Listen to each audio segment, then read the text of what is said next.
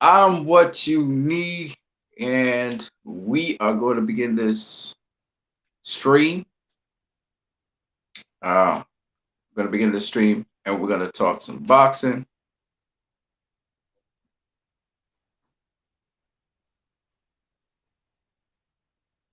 Talk some boxing. All right. So we're going to talk some boxing on this stream. We have a lot of catching up to do, so hopefully we can cover as many topics as possible. Now, the first thing you can look at the top of this stream, and you will see that you can actually come in, join this studio right now with me, and we can also discuss the topics that we will be talking about today when it comes to boxing.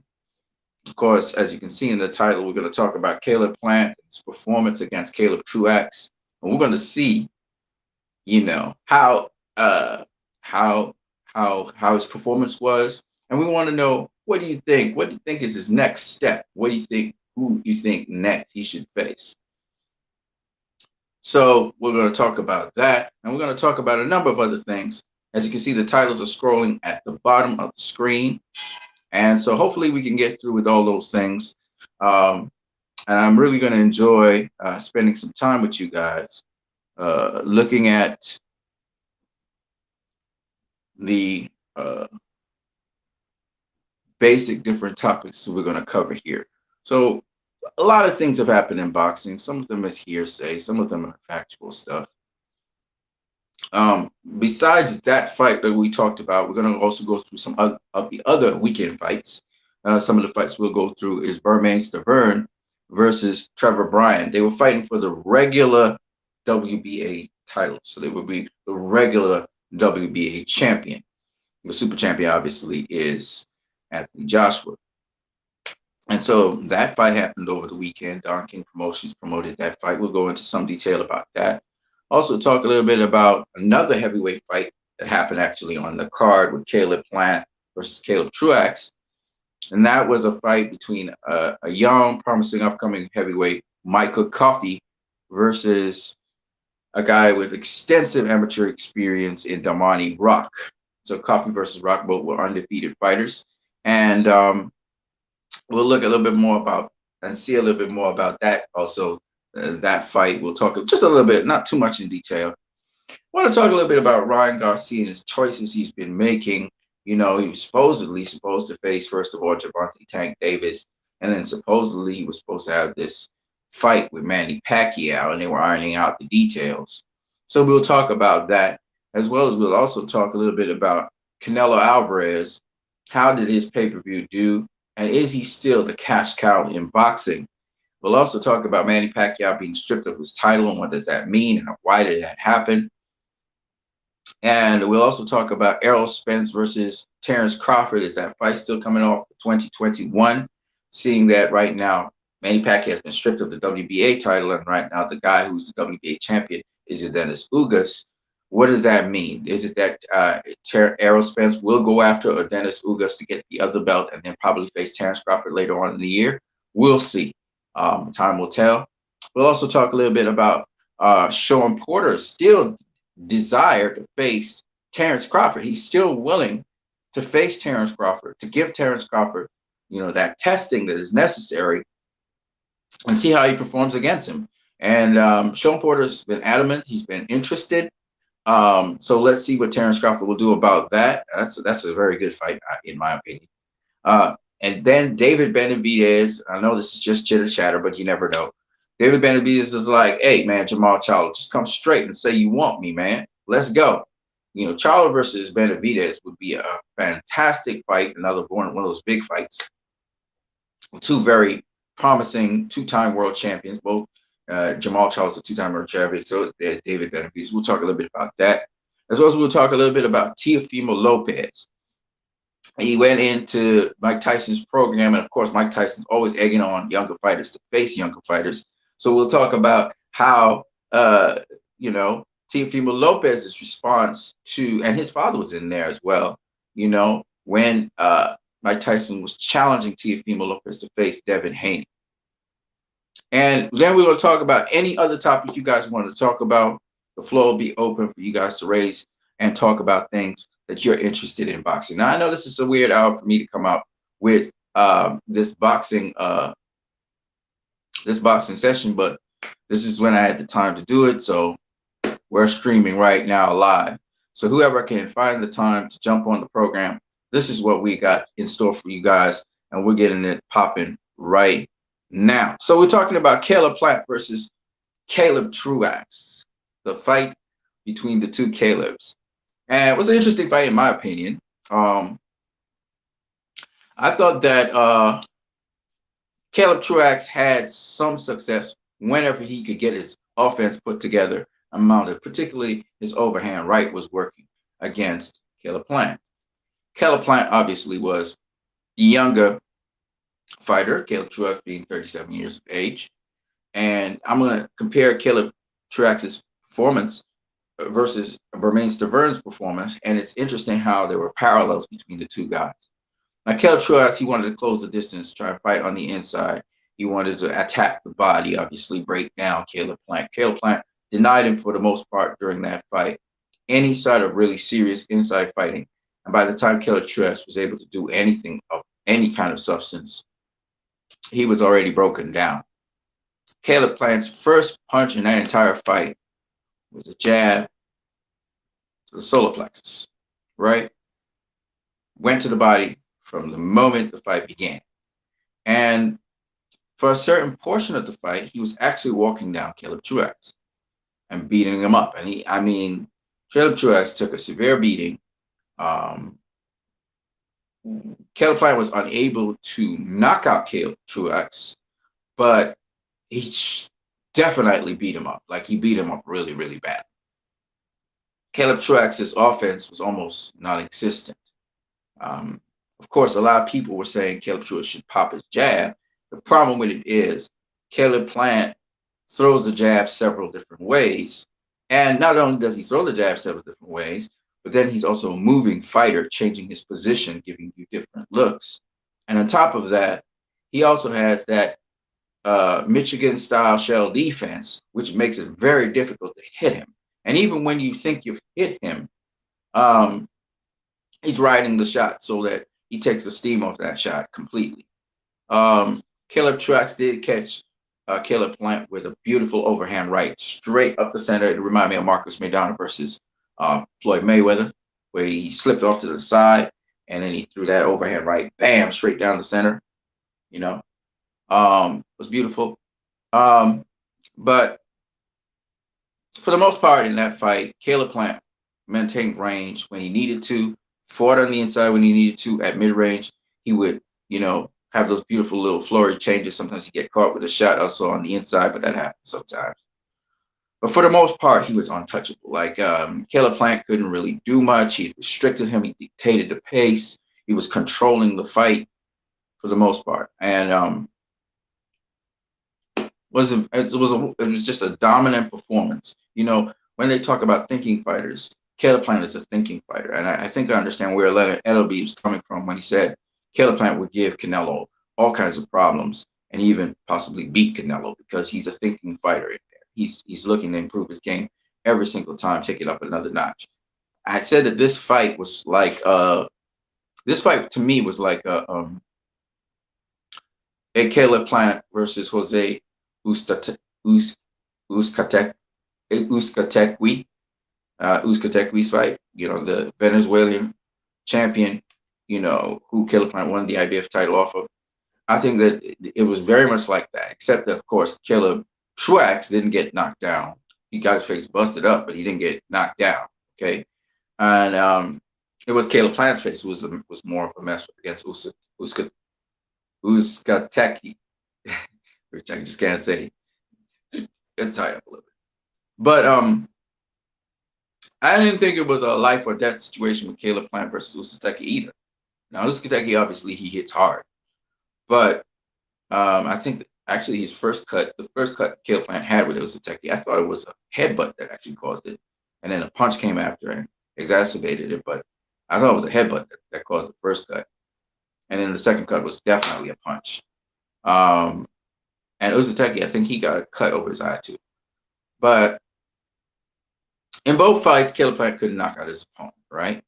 Caleb Plant has had hand problems for the longest while. His left hand, he fractured it, and it seems as though, I don't know if he refractured his hand, but no, it's true that in boxing, boxers tend to have hand problems. Some of them.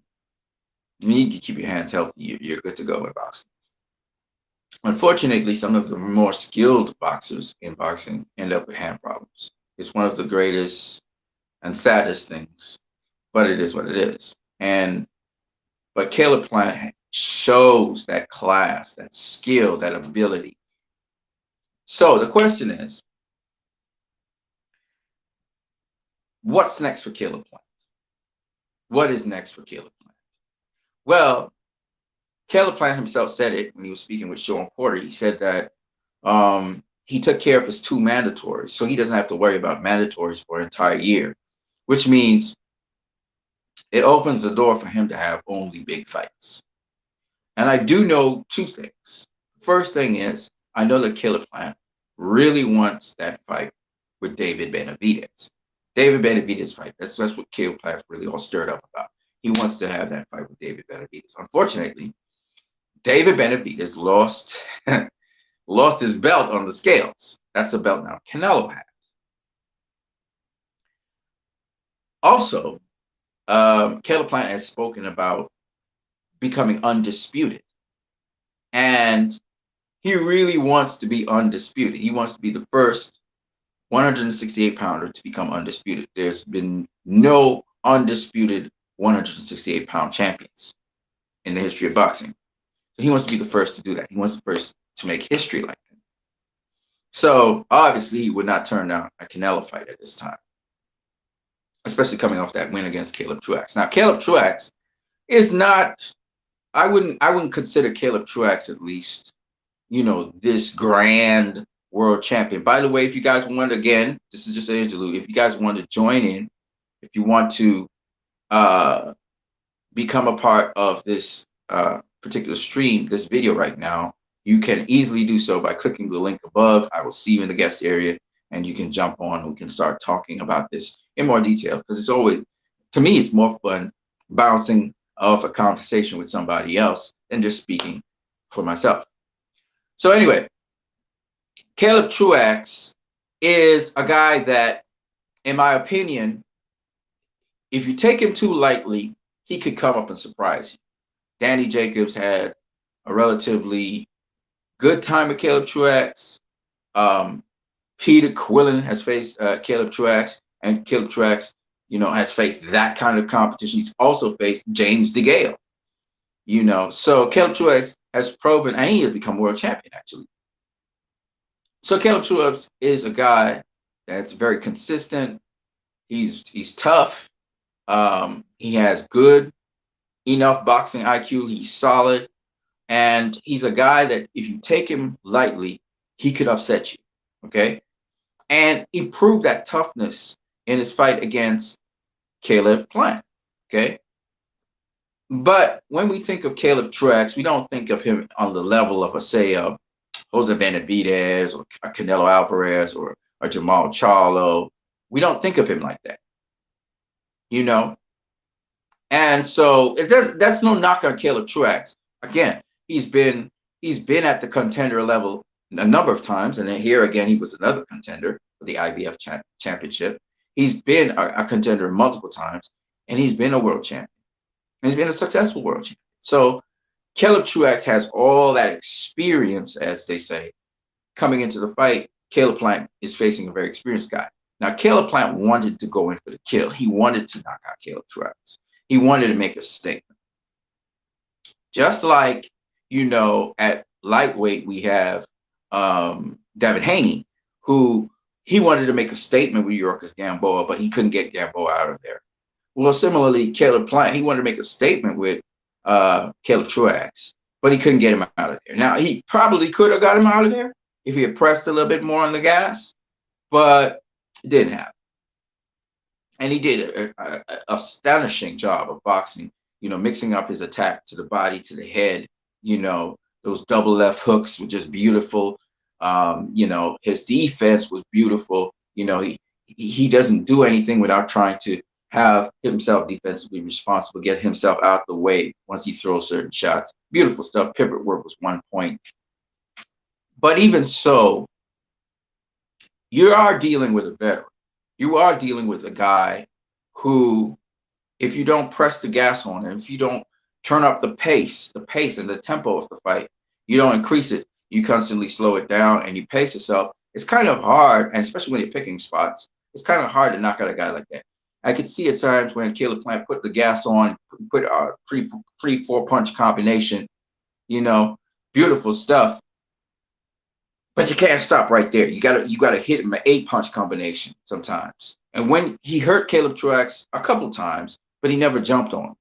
As he hurt him, he didn't jump on him and really put it to him and then back off. And you could see in the 12th round, Caleb Truax really tried to swarm, not Caleb Truax, Caleb Plant tried to swarm Caleb Truax with a whole bunch of punches, but you could tell he was just kind of throwing punches for the sake of it, flurrying, to try and get the ref to stop the fight, but it didn't happen. And he did hurt Caleb Truax then. But you could see that just like Canelo, Caleb Plant is a staccato fighter, meaning he can burst, he can do energy bursts, but continuous activity and continuous bursts, he hasn't trained for that. Now, and that's why it's interesting to see how Caleb Plant would do against a David Benavidez. You know, a David Benavidez knows how to throw a lot of flurries, has a high octane, high energy output, mixes up his shots on the inside and the outside. So David Benavidez would be an interesting matchup for a Caleb Plant. Of course, do understand, Caleb Plant is a sharpshooter. And there's a difference between a sharpshooter and a volume puncher and who has some degree of accuracy. Because the jab was the critical thing in this fight that dictated this fight. And again, that was a similarity that we saw with Bermain Stavern. If you guys, again, want to leave any comments, anything like that on here, you can go ahead and do so. We're talking about Caleb Plant versus Caleb Truax at this point in time. And so what do I think about Caleb Plant's future? I mean, I listened to some other people out there on other streams, other channels, and they were talking about Caleb Plant. You know, he's ready for Caleb Truax. You know, he's ready for Canelo.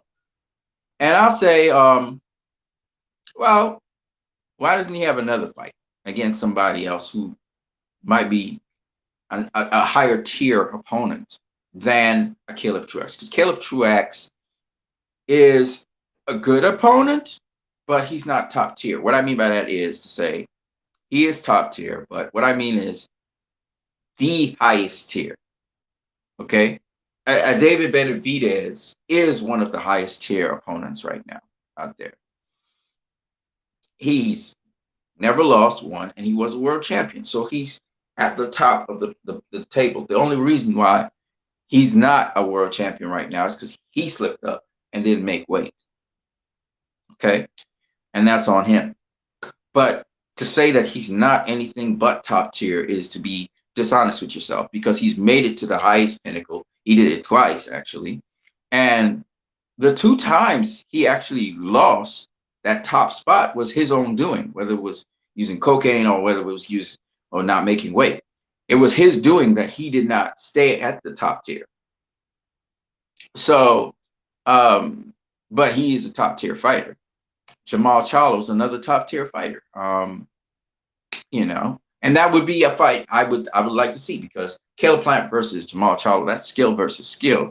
Caleb Plant's a little bit bigger. Charlo's a big guy. He just never fought probably at 168. Now, whether Charlo would want to just jump up to 168 and face Caleb Plant, that would be a great question. Caleb Plant is a style. It's a very difficult style to beat. It's just what it is. Okay. Jamal Charlo also has a pretty difficult style himself, both being counterpunchers. Both of them are counterpunchers and thinking fighters. So it would be very interesting to see either guy go up against each other. But of course, since Charlo's at 160, the person he should really be training his sights on is either Gennady Golovkin, it's either him, Demetrius Andrade at 160. There's nobody at there's no WBA champion So maybe even um, Chris Eubank Jr. And maybe Chris Eubank Jr. takes a stab at and tries to get the WBA title. Who knows? But at the end of the day, it would be very interesting to see um, any one of those guys I just mentioned face each other. I think it makes the most sense in the world to me at 160. We're not talking 168. If Charlo wants to jump up to 168 and take on a Kayla Plant, or jump up to 168 and take on a David Benavidez, that more power to him. You know what I mean? But in terms of Kayla Plant, my recommendation, or what I think he should do, is face another one of the top tier 168 pounders, whether it be Billy Joe Saunders, whether it be David Benavidez, or Canelo. But I would prefer he face a top 168 pounder before he faces Canelo, because, in my opinion, this is just my opinion. This has no factual basis. I think him facing a top tier guy and beating a top tier guy gives him the optimal preparation for facing a Canelo. So if he faces a David Benavidez and he beats David Benavidez, then that's the best matchup for Canelo. He would really be ready for Canelo, and we know he would beat Canelo. If he would have faced a Billy Joe Saunders, who's a similar type of fighter like himself, except he's southpaw, and beat Billy Joe Saunders, that would tell me, okay, this guy's ready for a Canelo. So that's how I would look at it. Of course, that's the ideal situation. Reality, we don't know what would happen. But he has set himself up for that. He's cleared out his mandatories. No more easy fights, he's saying. I've cleared my slate. I'm ready to make the big fights. I'm ready to make the money fights. And the big fights out there are against guys who have top tier guys. That's where you get your big fights from. The top tier guys. That's the money fights. In my opinion, the money fights are David Benavidez, Canelo Alvarez being the biggest money fight. Maybe. We'll see. Is he really the cash cow now? That's the question, right? And then we have big money fights like him versus Billy Joe Saunders, two undefeated champions, a unification bout, a big money fight. So we'll see how that pans out. But honestly speaking, when I think about Caleb Plant, he's in a driver's seat right now. He's put himself in a really good position. He didn't get the knockout he wanted to, but he basically dominated Caleb Truax. All I suggest he do is have one more fight before he faces Canelo. Canelo's going to be fighting 3 times this year. The fight that he's going to be having is I think of it as a tune-up fight with Yildirim. But really and truly, I think that Caleb Plant could have one more fight in the bag, and that would pretty much tell us what really is going on when it comes to the best versus the best. Is he ready to beat Canelo? Is he in the position to beat Canelo? Of course, in his mind, he thinks he can beat Canelo. But, I always say that you have to put yourself in the best possible position to beat your opponent. You know what I mean? So is he in the best possible position to beat a Canelo?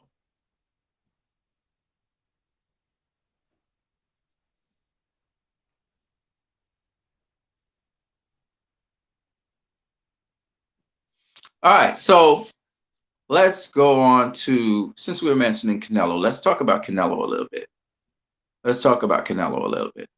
Is Canelo today the cash cow? I've been watching again different forums, and this question comes up. And I want to ask you guys, do you think that Canelo in boxing today is the cash cow of boxing? That's the question you need. And in my opinion, him coming off from DAZN, which was supposedly this big deal that went south, and doing pay-per-view buys, he didn't do bad. It wasn't a bad pay-per-view buy. 300 pay-per-view buys is not bad. 300,000 pay-per-view buys is not bad. But does that make him the cash cow? Errol Spence did higher pay-per-view buys than Canelo. What does this mean? When he fought when he fought Callum Smith, the fight did 300,000 pay-per-view buys. I'll tell you this. This is my personal opinion. My opinion is Canelo's still the cash cow. Because if you're going to get your biggest payday, it's probably against Canelo. Okay. But because he hadn't been doing pay-per-view for a while, I think, he kind of went back to the initial amounts of pay-per-view buys that he used to do, after the Mayweather fight. Because Canelo averages around 300 pay-per-view buys. I think his biggest pay-per-view buys against like superstars. So he did like 600,000 pay-per-view buys against Khan, against Cotto. He did 900,000 pay-per-view buys. But Callum Smith is not a big enough star to make that happen. So he's now at 300,000 pay-per-view buys. And then again, the company that was offering that, the Zone, wasn't known for doing pay-per-views. So you couple those two together, him being on this platform that is not known for doing pay-per-views, and then on top of that, facing a guy that's not really known throughout the United States of America, it's not a pay-per-view star or anything, that not very popular. I think that combination led to him having those kinds of numbers for his pay-per-view. It wasn't bad. It wasn't necessarily bad, but I think if he faces, for example, he should have probably faced Kayla Plant on Fox or on Showtime. I think he would have done it at Showtime. On Showtime, and that would really have been, a much better result he would have gotten in terms of his pay-per-views. But his pay-per-views are not bad. And then, of course, he sold out his arena, so it is what it is. But I do think that Canelo's still, I believe, the cash cow. Even though Errol Spence, his last fight, he did higher pay-per-views by about 50,000 pay-per-view buys. I still think that Canelo, if he was to go on that platform, would probably dwarf, Errol Spence. I think he's still the bigger draw because he has a whole country behind him. There's a whole country behind him, So just wanted to cover that. Let's talk a little bit more about some of the other fights that happened that night. So on the undercard of Caleb Plant versus Caleb Truax, we actually had a heavyweight fight between Michael Coffey and Damani Rock. I don't know if any of you guys saw that fight. I actually watched it. And Michael Coffey doesn't have an extensive amateur background. He doesn't have a lot of amateur fights at all. In fact, he started boxing a little bit later. He does have a military background. He has a lot of discipline. He was a strategic fighter, tactical fighter.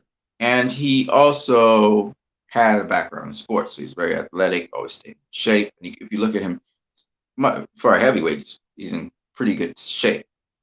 Damani Rock had extensive amateur background. But when these two undefeated fighters clashed, it was almost immediately apparent that Michael Coffey actually was the better of the two. Michael Coffey, he switch hits, so he goes from southpaw to orthodox rather easily. He transitions southpaw to orthodox. And he pretty much, I think, countered Damani Rock and knocked him down the first time. And then the second time, if I'm not mistaken, he caught him with, I think it was the same punch, an overhand right, knocked him down. And in that fight, I saw potential with Michael Coffey. Obviously, Damani Rock, even though he had extensive amateur experiences, the amateurs are not the same as the pros. And in fact, it was Michael Coffey with his jab and was controlling the fight for the most part. The Mighty Rock also looked out of shape. To be honest with you, he looked. I'm sure he had pretty good boxing skills, but he was pretty much out of shape. So anyway, Michael Coffey, he knocked him out, dropped him twice in that fight, and he shows some potential. We'll see how he does as he moves up in ranks. But as of this point in time, he showed a lot of potential in that fight, which leads me to talking about a fighter who has a lot of potential, which is Ryan Garcia. And the question I have is, Ryan Garcia spoke about, definitely wants to Tank fight, and Tank better not doubt him. And Tank was saying all along that this guy's not going to fight me. He's not going to fight me. And what was interesting is, as they're setting up the fight, Tank's setting up to face Ryan Garcia.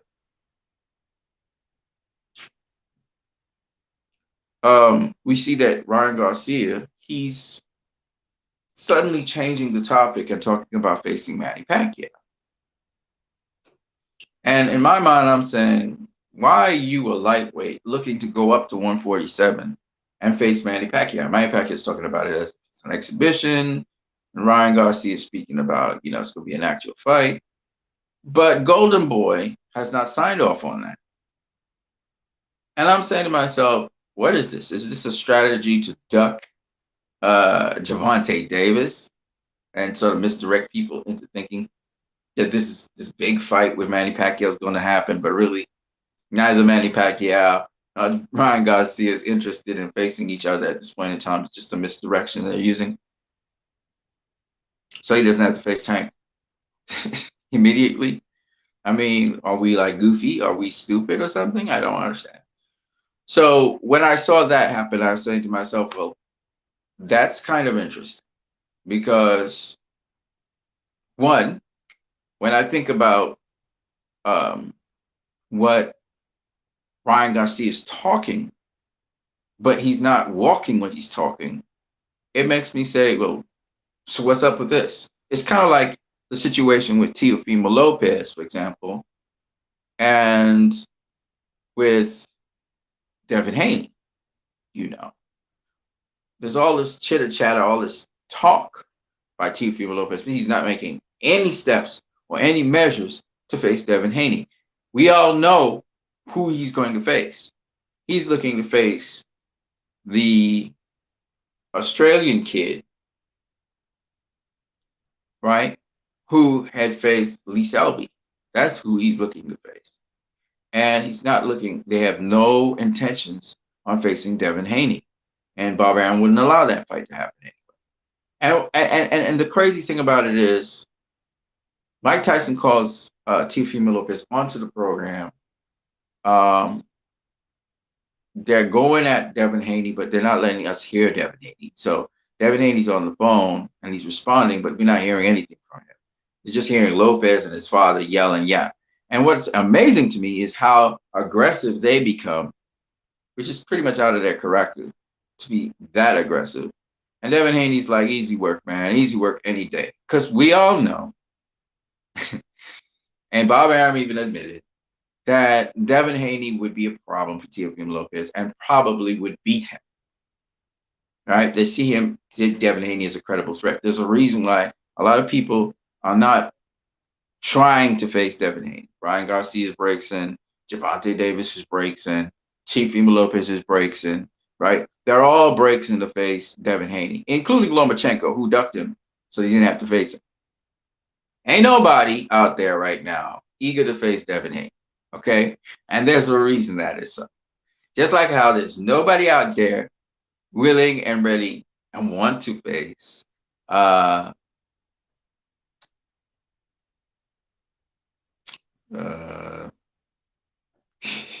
just drew a blank. His name is wow, the 168 pounder who is the WBO champion. All right, Demetrius Andre. There you go. Nobody's interested. Nobody's hot and sweaty to face Demetrius Andre, and Demetrius Andre is in the perfect position. In fact, I saw that Demetrius Andre was thinking of retiring, and I'm like, why? Man, dude, just keep on fighting, man. Keep on fighting. Keep on fighting. Now, we can't say the same for Terence Crawford, right? Sean Porter has been trying to face Terence Crawford. Well, let's talk about that as we're there. Um, Sean Porter, even to this day, is still interested in facing Terence Crawford. And up to recently there, he reported that he wanted to face Terence Crawford. He wants to face Terence. It's not like Terence Crawford has no one that he can there are people who want to face Terence Crawford. But Bob Arum, as usual, the guy who Keith Thurman mouthed off just recently and said, fuck Bob Arum. And I've heard Mikey Garcia say the same thing, fuck Bob Arum. And a lot of people saying fuck Bob Arum. And I'll tell you why they're saying it. I was the first to say it. They're saying fuck Bob Arum because they know Bob Arum doesn't want not only to pay the fighters, but he literally is an impediment to fights happening. And everybody says, oh, well, Bob Arum, he worked with the Zone. But who's Bob Arum working with? He's not working with Al Heyman. He's not trying to work with Al Heyman. He's not trying to work with Mikey Garcia. Okay? And now we see him literally trying to block fights for Terence Crawford. He's blocking Terence Crawford. He blocks the Terence Crawford Errol Spence fight. He blocks the Terence Crawford Sean Porter fight. He blocked the Terence Crawford versus Kell Brook fight. Circulating, and Kell Brook's not ready. He's overweight, blah, blah, blah, blah, blah. Right? So Terence Crawford did long face Kell Brook a while back. I've been advocating for Terence Crawford to face Kell Brook for the longest while. When he finally faced Kell Brook, he gets his credit because Kell Brook was fighting very well. Again, Kell Brook was beating him. He was winning more rounds. He was landing. He was touching him up. And then Terence Crawford went to his patent trademark right hook, timed it very well, and check hooked Kell Brook. Caught him off guard. He was practicing it. I could see him wanting to throw that right hook. And that's his right hook always bails him out in fights. That's what he hit Jose Benavidez with. It was a right hook he caught him with that put him down. That's his little trademark trick. Okay? And my thing is, Bob Arum keeps on blocking. And I don't know if Terence Crawford, that's why he resigned the deal with Bob Arum, because it never made any sense to me. But Bob Arum has been blocking fights from happening. He blocked the Pacquiao-Mayweather fight in 2010, and he blocked it again in 2015, but they bulldozed over him. Right? He blocked Mikey Garcia facing Yorkis Gamboa. Okay? He blocked Floyd Mayweather from facing Oscar De La Hoya. Okay? So I mean, he just, anytime you're with Bob Arum, you got some problems. You know, as Mikey Garcia was saying, Top Rank's great at building up a fighter, making them look good. Okay? Right now, the 168-pound Puerto Rican fighter, Top Rank's doing a phenomenal job with him. He looks like if he's a beast. He's knocking out everybody in the first round or second round of fights. So he's looking great, but that's good matchmaking, right? But once these guys become world champions, Bob Arum stands in the way. He blocked the Terence Crawford-Manny Pacquiao fight. Remember that? Terence Crawford was supposed to face Manny Pacquiao. Who did he end up facing? Pacquiao ended up with Jeff Horn. Okay? Crawford wanted a Pacquiao fight. To this day, Crawford tried to make a fight with Pacquiao again. And again, Bob Arum is there to mess that up. So all I'm saying is that, you know, boxing would do a lot better when Bob Arum is out of the picture and just Todd DeBoff is there to run things for Top Rank. I just don't like how Bob Arum behaves. And obviously boxing is moving on without him and Top Rank. You know, even now, Bob Arum, I truly believe, is blocking Tyson Fury from facing Deontay Wilder. The fact that Tyson Fury signed with Top Rank, good for Tyson Fury, but still at the same time, we knew that was an impediment right there to stop Deontay Wilder versus Tyson Fury 3, which should have happened already. It should have happened since this month or since December. That fight should have happened already. And then Tyson Fury could have simply moved on to face Anthony Joshua after he beats Deontay Wilder, because he would beat him again, in my opinion. All right? But Instead, they stall and they do all sorts of baloney and they drag the shit out, which doesn't need to be dragged out. Okay, Deontay Wilder's ready to face Tyson Fury, then he's ready to face Tyson Fury. Let's see that. Okay, instead, Deontay Wilder is looking at other options, and Tyson Fury looks like he's going to move on. All right, fair enough. So be it. But they still have this court case impending, and we'll see how it all pans out in the end. But at the end of the day, I mean, Sean Porter wants to face Terence Crawford. He's not going to take $1 million to face Terence Crawford. It's not happening. Okay, he's been paid a lot more than that to face competition that's proven to be better now. So if Terence Crawford really wants to face Sean Porter, then you got to up the money. You cannot lowball Sean Porter. And Sean Porter's still in negotiations. And he's still not in negotiations, but he still wants to face Terence Crawford. That's one of the guys he did not get to face, you know. And he's obviously not going to face Pacquiao anymore because Pacquiao stripped, right? They stripped Pacquiao. The WBA stripped Pacquiao of his belt. Anyway, in that case, I just wanted to talk about that. And Pacquiao being stripped. So after Pacquiao was stripped of his title, it's interesting that the other sanctioning, not the other sanctioning bodies, because this was Blue Blood Sports TV talking about WBN. WBN is not, I don't consider them the boxing body of all boxing bodies. WBN came out with something saying the other boxing body's not going to act allow us to WBA. Officially, I haven't heard or seen anything like that. So that's probably just hearsay. But at the end of the day, there's not much going on in boxing. There's not much big fights right now in the month of February for us to look forward to. But even so, the WBA stripped Manny Pacquiao because he had that belt for, what, he had it since 2019, since I think early 2019 after the Keith Thurman fight. He hadn't fought since then, and it's it's more than a year he hasn't fought. So they stripped him because he had to do something with the belt, and he didn't do it. And what he should have done was face Mikey Garcia, but that's a dangerous fight. Pacquiao's like what, 40? Let me see, 42. He's 42 years old right now. Okay.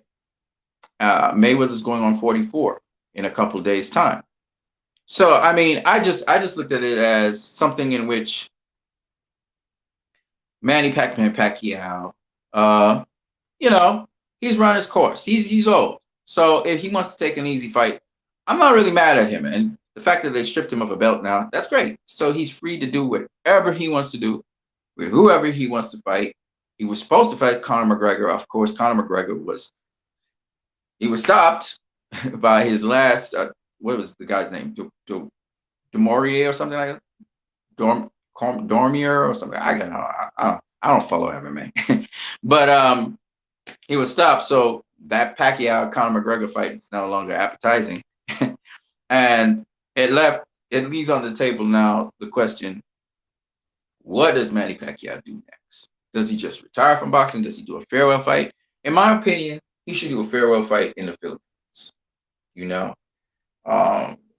whether he wants to be an exhibition or he wants to be a full-blown fight, he should do a farewell fight against somebody who pretty much can handle, you know, a good enough opponent, and call it a day. You know what I mean? Because he's not going to get the Ryan Garcia fight. He's not going to get he's not going to face Errol Spence or Terence Crawford. This is kind of a foregone conclusion. I don't think he's going to do it. So he might as well just wrap up his career. He did it. He did everything. He did all you could ask for in a fighter. And in my next stream, I don't know when I'll do that, but in my next stream, I promise you guys, we will talk about Pacquiao's legacy in a lot more detail and the accomplishment of becoming an 8-division champion, 6-division world champion, and 2 extra divisions lineal champion in those 2 divisions. We'll talk a lot more about that because he really did a phenomenal job in his career I mean, it's something that's not going to happen anytime soon, I don't think. Most of the smaller guys never make it up to welterweight, you know, of recent times. You know, you're talking about a guy that came flyweight all the way up to welterweight. That hasn't been done in a long time. You're talking about a guy that spanned 10 divisions. And yes, okay, so he fought at catchweight at super welterweight, but it's still phenomenal. No matter how you look at it, it's tremendous accomplishment. And we'll talk about it in more detail in the other stream, or we can talk about it in this stream. It's up to you guys. But his legacy is an incredible one, no doubt about it.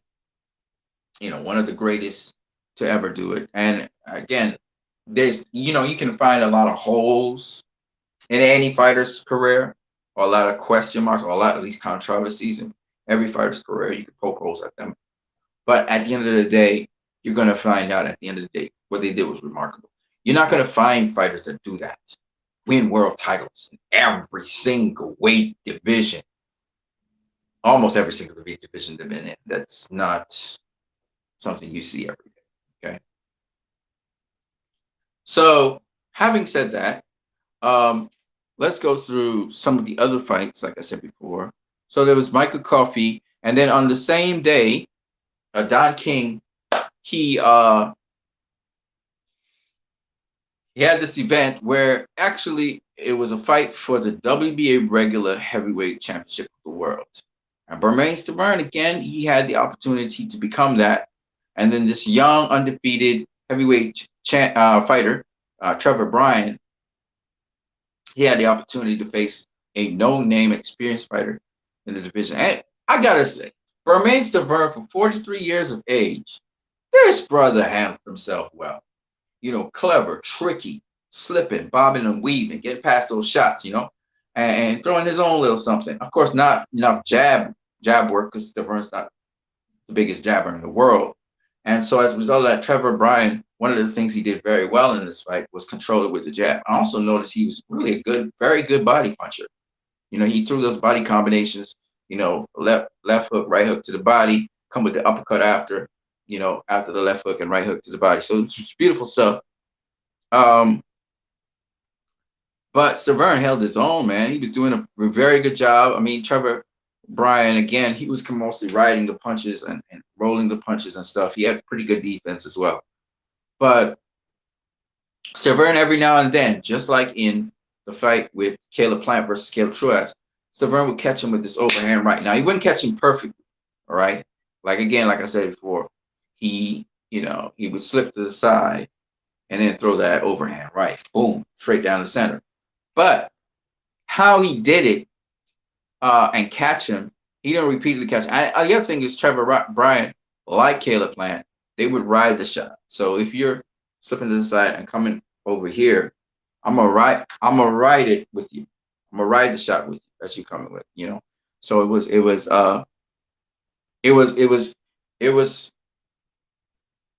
a very good performance by Trevor Bryan, because he was controlling the fight.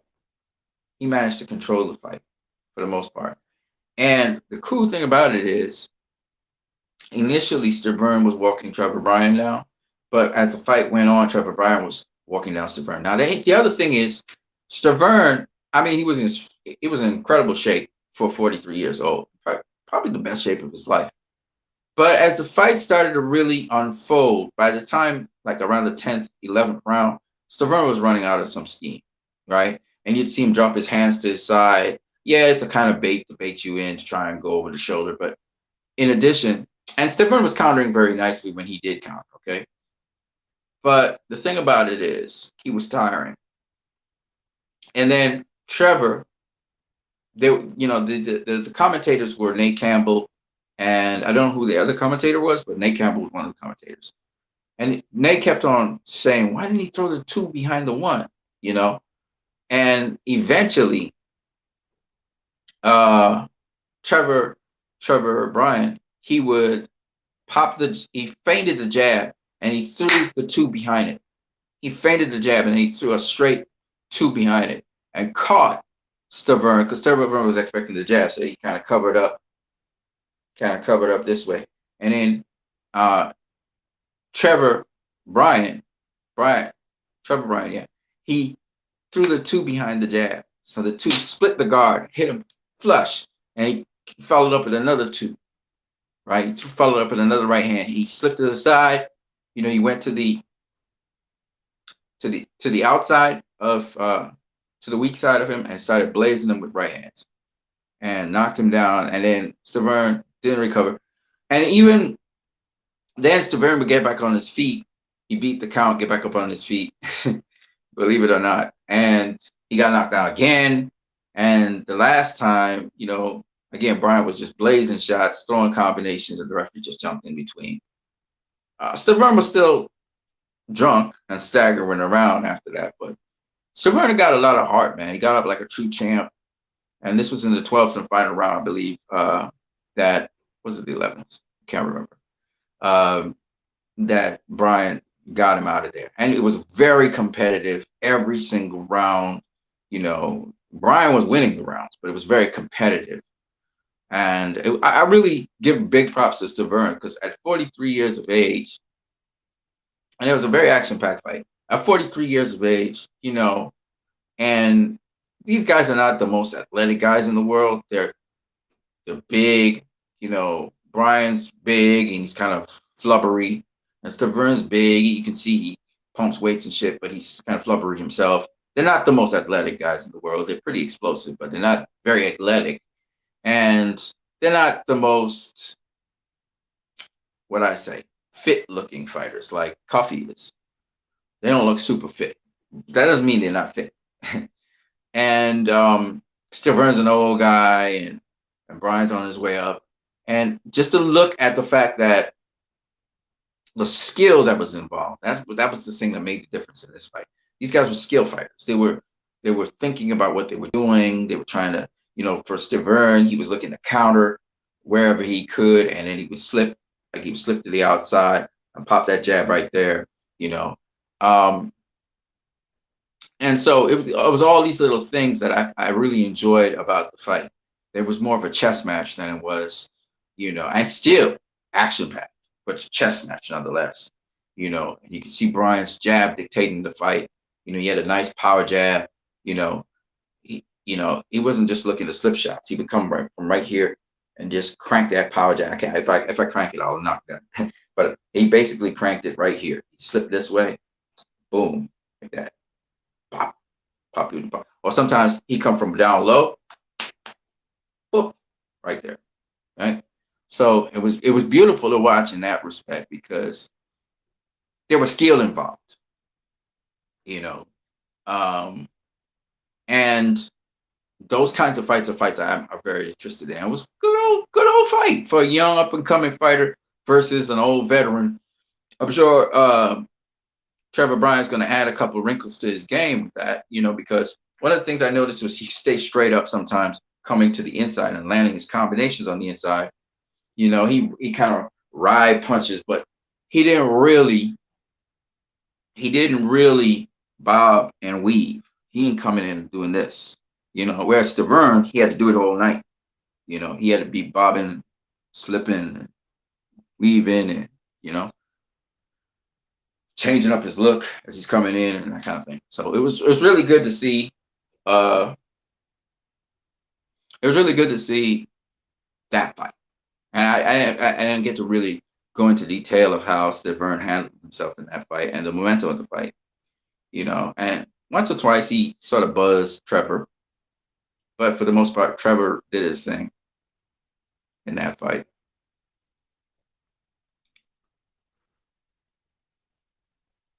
So let's talk about Spence versus Crawford. As you know, Manny Pacquiao is stripped of the title, so that means Eugenio Ugas now is the WBA champion. He's the real champion at this point in time. He's been elevated to regular champion a while back. Won the title against, I can't remember who he won the title against. It was a guy that hurt him a couple times too, but he won the fight. Ugas versus Spence. What do you guys think of that, first of all? Give your views on what do you think about Dennis Ugas versus Errol Spence Jr. That's probably going to be the next fight. So that's an interesting fight. Errol, again, loves to fight on the inside. With Dennis Ugas, that's his thing. He fights on the inside. That's his thing. So it'd be a good fight. But I want to hear you guys' view on that. After Errol faces Dennis Ugas, do you think he's going to be facing Terence Crawford next, which I think he should be. And I think Terence Crawford's contract ends in October, so they obviously can make that fight somewhere in November, December. And maybe that will be also Terence Crawford's sort of coming out party, maybe if he beats Errol Spence particularly and becomes undisputed champion, or maybe it's a close fight and let's say Terence Crawford wins, do a rematch or something. You just never know in boxing how it could all turn out. Or if Errol Spence beats Terence Crawford, who knows? We You just never know. So I would love to see how that turns out.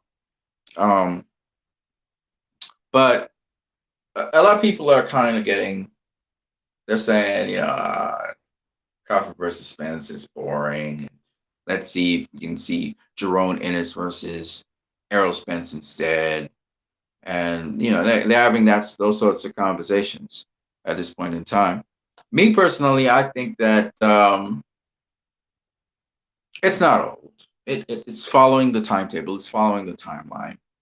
I would have preferred if Terence Crawford had actually faced Errol Spence now. This coming fight here, I prefer that they faced each other now. But given that Manny Pacquiao is stripped, Errol Spence can go on to do what he said he wanted to do, which was get all the belts on one side of the street and then tackle Terence Crawford next. Gun for him. Like, okay, it's your turn. You're the next guy. So Errol Spence has been consistent to his word. Terence Crawford has been all over the place, but Errol Spence has been consistent to his word, and he's going to collect all the belts on one side of the pond. And let's just see if Errol Spence will face Terence Crawford after that, this year, 2021. I think he will, but we'll see. I was hoping that he would face Terence Crawford the very next fight, but things have just transpired in which Manny Pacquiao was stripped of the WBA title. So now that Pacquiao is out of the equation completely, pick up the belt from Adonis Ugas and move on to face Terence Crawford. There are no belts being held hostage. The final fight with Terence Crawford should be the final fight that they have with one another. Hopefully, Terence Crawford does not renew his contract with Top Rank, because that would be fucked up. But if Terence Crawford doesn't renew his contract with Top Rank, he's probably likely to make even more money than he would have made if he stayed with Top Rank. Of course, Bob Arum's going to try and find a way to hold Terence Crawford hostage to Top Rank, but hopefully he can get himself out of that situation. So, do I think that fight is still happening this year? Absolutely. Some people are saying it's too late, blah, blah, blah, blah, blah. Because remember, Terence Crawford is still in his prime, but it's like, remember, Oscar De La Hoya was 34 when he faced Floyd Mayweather. And they said Oscar De La Hoya was not in his prime when he faced Floyd Mayweather. Of course, boxers are aging much less. And now, of course, again, just like Oscar De La Hoya, I think Terence Crawford, to the most part, hasn't really taken a lot of wear and tear on his body, right? You can say the same for Oscar, but it is what it is. And so at the end of the day, they said Oscar was way too old. They said Manny Pacquiao was way too old when he faced Mayweather, yet he goes on to become several-time welterweight champion, beating Keith Thurman. But hey, whatever. The point is,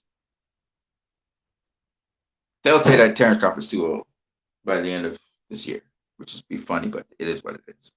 Me personally, I think that he should go on to face Terence Crawford as soon as possible. But he's keeping his word. He's getting all the belts that he can get before he faces Terence Crawford. So when he does face Terence Crawford, it's for the undisputed championship of the world. It's big stakes, big stakes. So I think you can't lose out when you think of it that way.